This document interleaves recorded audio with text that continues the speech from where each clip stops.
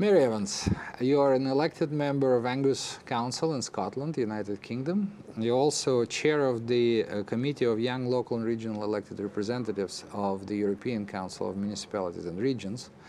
My first question is, working with young people and as an elected representatives, do you find that there are differences of vision or expectations from youth participation between elected representatives and young people?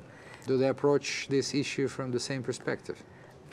Definitely not. I think it would be great if they did, but unfortunately I think that, as with a lot of things in local government and in regional government too, that while we like to think that we're being open and listening to people, that's not always the case. And I think that we, at the moment, I would hope it will change at some point in the future, but I would say that we consult more with younger people through the various bodies that we have, so through the Youth Parliament.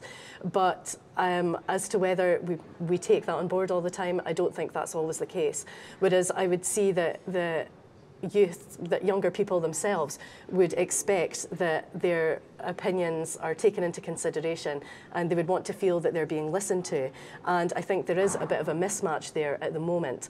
And I think that that should change. I think that we should have, what was discussed earlier today was co-management. I think that we need to mean what we say. I think local government and regional government always talk the talk. Like we interact with younger people, we listen to what they say when that isn't always the case. So I think we could work better with them and actually show that the opinions that they have and changes they want to implement are listened to, and that we do try some of these things out so that they have more of an active interest in politics.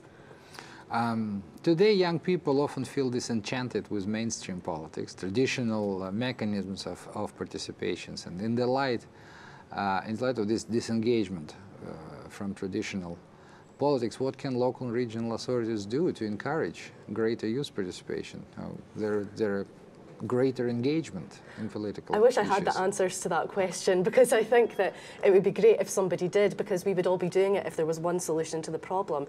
But I think that we could probably do a lot more in terms of education, so actually and trying to establish either children's councils. I know that there was examples given where this is already in operation, but listening to children from a young age and trying to engage with them and show them how they can have an impact through politics and local government.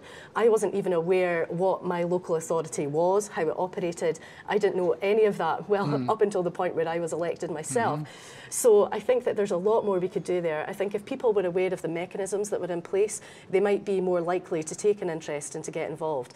Because I think that young people are engaged. They still have opinions on things. Everybody does. They get angry about a lot of issues, but the only problem now is that they don't know how to participate. And I think that there's a lot more that we could do to try and help that. But I also think that as a young elected representative myself, that there is more that I could be doing. I think that we should have the younger politicians who are in power today. I think that we need to form our own networks. That's what I think that the committee I'm part of at the moment on a European level is very important. But I also think that we need to take that back to our own countries, establish our own networks of young elected members so that we can try and find a way forward. And even if that means visiting schools so they're aware of what we do and how everything operates. So I think that we could do a lot more of that and actually going out and engaging with people and try and be role models for everyone to show them what they can get involved in and what they can achieve. Do you think there is enough concrete support at local and regional level for youth activities today, youth projects? Do your local and regional authorities provide enough means to enable, to help with youth participation? No, not at all. And I think especially in these times when we are so financially restricted, there isn't especially in my local authority, there isn't a dedicated resource to encourage youth participation. I think that all we have are individual small projects, but nothing that looks to the future or looks to develop and encourage more people younger people to engage. Because I would say a lot of our budget setting now is reactionary, and it always cuts back to the core services.